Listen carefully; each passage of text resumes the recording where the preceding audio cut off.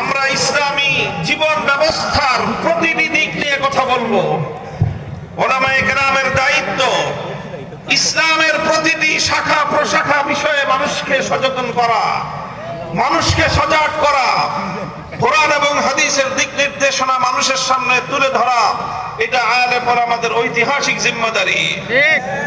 মানুষের ঈমান আকীদা নিয়ে যেমনি ভাবে তারা কথা বলবে, মানুষের ঈমান আকীদায় ত্রুটি বিচ্যুতি দেখা দিলে সেই ঈমান এবং আকীদাকে পরিশুদ্ধ করবার জন্য, মানুষের ঈমান দুরুস্ত করার জন্য মানুষকে কোরআন এবং হাদিসের দিক নির্দেশনা, ঈমান এবং আকীদার কথা তুলে ধরা আলেমদের দায়িত্ব।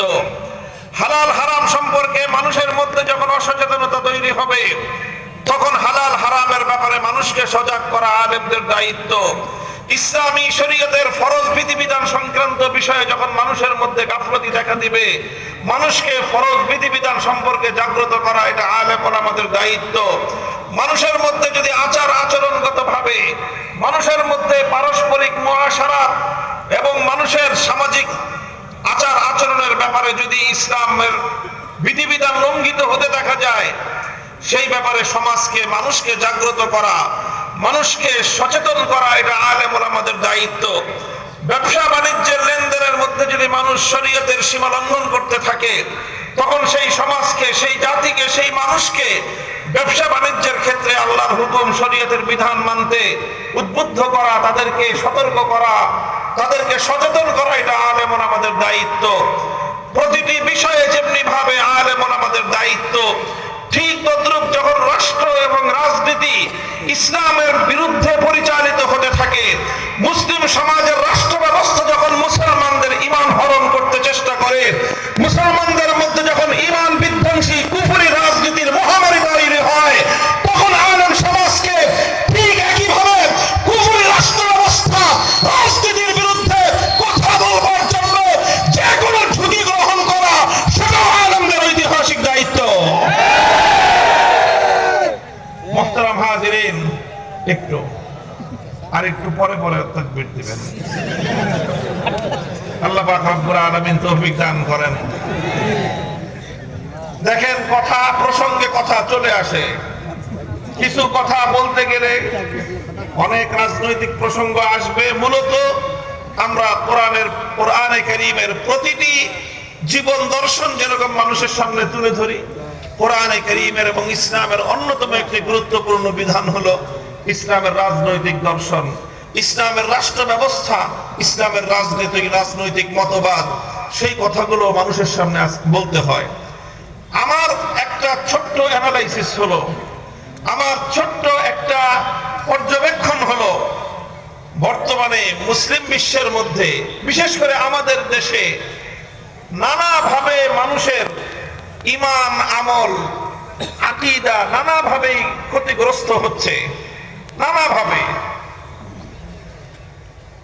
সিনেমা, নভেল, নাটক ইত্যাদির মাধ্যমে মুসলমানদের ক্ষতি হচ্ছে, তবে মুসলমানদের আমলের ক্ষতি হয়। চুরি, ডাকাতি, ছিনতাইয়ের মাধ্যমে মুসলমানদের ক্ষয়ক্ষতি হয়, মুসলমানদের সহায় সম্পদের ক্ষতি হয়। মাদকের করাল গ্রাস গোটা সমাজকে ছেয়ে নিচ্ছে, মাদকের দ্বারা মুসলমানদের আমল নষ্ট হয়, মাদক গ্রহণ করলে আমল নষ্ট হয়। সমাজে নানা ধরনের শিরক বেদাতের অনেক কার্যকলাপ পরিচালিত হচ্ছে। এই সমস্তের দ্বারা সমাজ, মুসলমানদের সুন্নতের উপর আমলের যেই বিধিবিধান, সেটা ক্ষতিগ্রস্ত হয়। তবে সবচেয়ে বেশি ভয়ঙ্কর যে প্রবণতা মুসলমানদের মধ্যে পরিচালিত, যেটার দ্বারা মুসলমানদের ঈমান নষ্ট হয়, তার মধ্যে সবচেয়ে উল্লেখযোগ্য বিষয় হলো বর্তমান প্রচলিত পশ্চিমা রাজনীতি ব্যবস্থা। সেই রাজনীতির মাধ্যমে সবচেয়ে বেশি মুসলমানদের ঈমান হরণ হয়। অথচ এই বিষয়ে আমরা অনেকটাই নীরব দর্শকের ভূমিকা পালন করি। আল্লাহ পাক রব্বুল আলামিন এই রাজনৈতিক আক্রমণ থেকে মুসলমানদের ঈমান এবং আমলকে হেফাজত করেন। মুহতারাম হাজিরিন, এই যে একটা রাজনৈতিক পট পরিবর্তন বাংলাদেশে ঘটেছে, 16 বছরের ফ্যাসিবাদ, স্বৈরতন্ত্র, এই দেশের মানুষের বুকের উপর চেপে বসা একটা জগদ্দল পাথর আল্লাহ পাক রব্বুল আলামিনের সাহায্যে অপসারিত হয়েছে।